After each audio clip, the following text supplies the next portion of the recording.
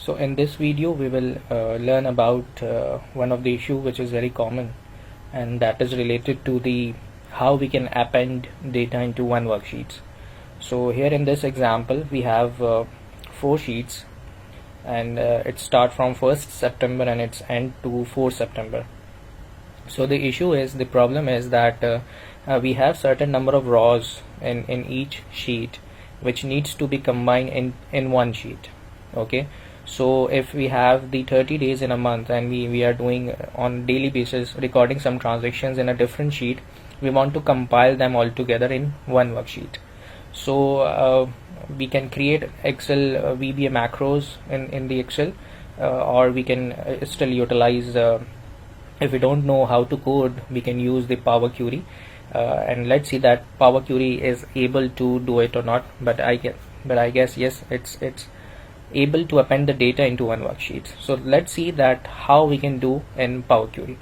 So let me just show you the example to have the understanding of the data, that how it's created. We have some random numbers in one of the array here. We have some random numbers here as well. We have this data to be compiled in one sheet. We have the fixed headers in every sheet. This sheet is related to the 1st September, then we have 2nd September sheet, then we have 3rd September sheet, and so on. So the titles remains the same, the number of columns remain the same. Okay, and we have the request ID here. For example, these are the request IDs, and we have just 4 transactions or 4 records, we can say, in 1st September. It can be less or greater. And then we have the origin, number of request closing time, number of tasks, employee number, employee names. We have used the VLOOKUP here. For example, if these transactions are using formulas or lookups from some other area, we have time in, time out, and we have date column here.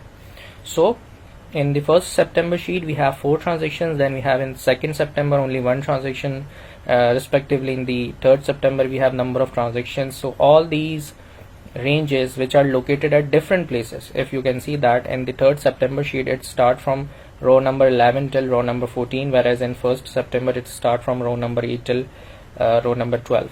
So the number of columns or titles are same in each sheet, but it's located at the different area, and number of transactions are also different. So we need a solution that we need to compile all these transactions, ignoring these things, these random values in the sheet, and we have to compile all these records into one sheet. So let's get started that how we can do in the Power Query. So the steps are that I'm using Excel 2016. If you are using Excel 2013, you will get a separate tab or a ribbon and named Power Query, and you will see all these options available in your Excel version if you are using Excel 13. So I'm using Excel 2016, and in 2016 you will find the Power Query, which is now called as Get and Transform in the Data tab, and from here you can control all the issues related to the transformation or data cleanup. So to start with the Power Query, you need to convert your normal ranges data into table format. So how we can do this, that we will select this data from the 1st September, go to Insert tab and click on Table and press OK. So now this range has been converted into the table, and by default its name is Table 1. You can see in the Design tab. Okay, then we will go to September 2 sheet. We will select the data, go to Insert tab, click on Table, OK. Then in the 3rd September, select the data, go to Insert tab, click on Table. Okay, so what I have did is I just created 3 tables respectively in 3 different sheets, and I am just skipping 4 September. I will add this later on in the Power Query, but let's work on first 3 sheets and combine them all together. So in the 1st September sheet, my active cell is within the table. I will go to Data tab, and here I will click on From Table option. In Excel 2013 you will go to Power Query tab, and here you will find From Table option. Okay, so I'm using 2016 Data tab, From Table. When I will click on From Table, Power Query editor window will open, and here I can see all the columns of my data. definitely it reads the column, every column formatting. And if you want to set the formatting, for example time in, time out and date, you can just click on the left side of each column. You will find different types of formatting, and you can set the formatting according to your requirement. So I am setting this into time, replace, click on replace current. If I want to transform the date column, yes, I can do. You can transform the date column into your required formats: years, months, name of months, or respectively a simple date. Okay, so now these steps have been recorded, and what we will do is, on the left side we have close and load button, and we will not select the first option, that is close and load. We will go for close and load to. Okay, we will click on close and load to, and here we will not select table. We will click on only create connection. We are making connections of each table, so we will click on only create connection and click on load. Okay, what this option means is add this data to the data model. Is actually after transforming or clean up your data, you can just check on this option and your data will be shifted to the Power Pivot. So first step is the Power Query, then the second step is the Power Pivot. We don't want this data to be added in the data model, or later on we will be utilizing in Power Pivots, but we are simply creating a connection here. So only create connection, click on load, and on the right side you will find the workbook queries pane, right? This is show queries options. If you intentionally or unintentionally close this window, then you can still bring it out from data tab. Click on show queries, you will find this navigation pane, you can say, on the right side again.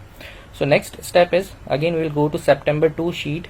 This is the table. We will again follow the same procedure. We'll click on from table,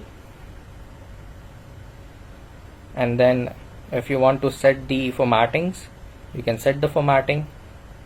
Example date, replace current, and for example that's for the time, right? Yes, that's the time, time in, time out. And now for the dates, you have multiple options to just transform these columns. And again close and load to, close and load to, we will create only connection, only create connection and load. So table 2 is also loaded. For the we will go to 3rd September again, and we will click on from table. Again we will putting it into the Power Query editor. We will convert all these columns respectives into their respective formats. So replace,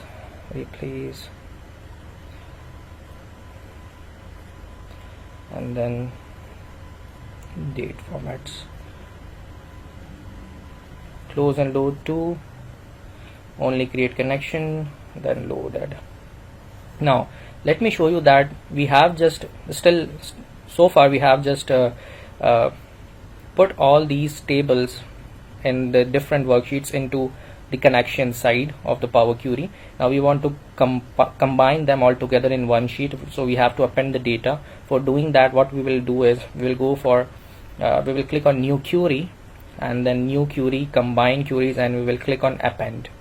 If you are using Excel 2013, so you have the option in the Power Query tab which is combine group and append. Okay, so I'm using Excel 2016, new query, combine queries and append. So we know that we don't have 2 tables now, we have more than 2 tables. So we will click on 3 or more tables. Here you will find all the list of the tables in the workbook. You have table 1, I have table 1, table 2 and table 3. I will select all these tables, click on add to append. These tables will append now. Click on OK. So all the data of the 1st September, 2nd September and the 3rd September has been now merged into one. Now we will click on close and load to, the first option, and here we got the data. Now what happens here, for example in the 2nd September we have 2 more transactions added. For example, let me just copy this transaction and paste it 2 times more. Control C, Control V, and Control V again. So now we have 3 transactions in September 2 sheet, right? But when we go to this combined sheets where all the dates data has been combined, now we will find that we just have only one transaction of 2nd September right here, if you can see that. So now in the data we have 2 more additional rows added, or sometimes we remove certain row, but here it's not updated. What we need to do is now just on one click go to the data tab and click on refresh all. When you click on refresh all, your transactions of the 2nd September which you added in the sheet has now been added to your main one sheet where all the data has been combined. Or for example, if in the 3rd September we have 3 transactions here, let me just remove one row from here.